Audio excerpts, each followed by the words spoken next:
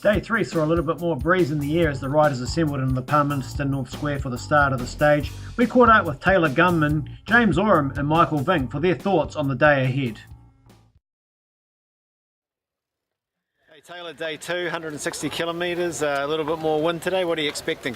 Yeah, the wind should hopefully blow the race apart and put the pressure on the yellow jersey, so hopefully we have a good race. James Oram, day 2, New Zealand Cycle Classic. What are you expecting today? It looks like the wind's picked up a little bit, so hopefully it means the group can get away or the bunch will split up a bit.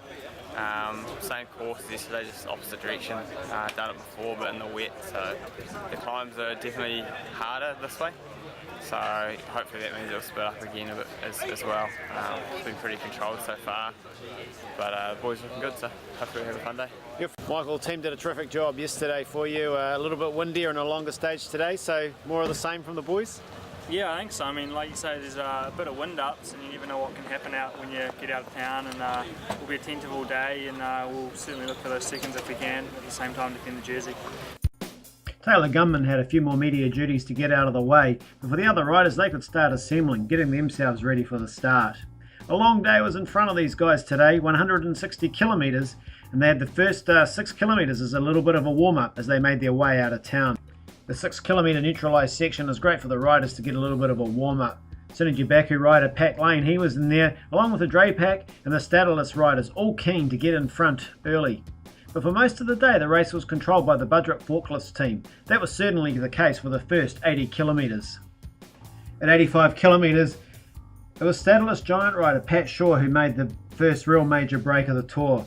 He was joined by Thomas Rabu of OCBC, and then Avanti Racing's Sam Davis saw the danger and also got across. The three riders were working well together as we got into the hillier part of the course.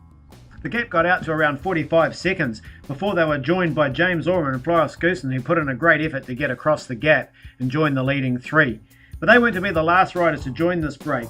Ryan Wills from Armstrong and Adam Feeling from Drapac were the next riders to join this group, giving us a strong group out front of 7 riders.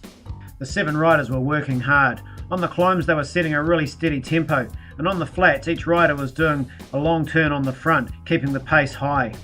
But back on the peloton, the Budget Forklifts team were getting some help from Patrick Lane and some of the Avanti Racing team riders, and they brought it all back together for the sprint finish as we come into town. To go. Here comes Tom Skelly's on the front, on the outside. It looks like Wouter Whippet. Rudolph's up there as well. Here comes Brenton Jones from the Avanti team. Jones is going to get it on the line.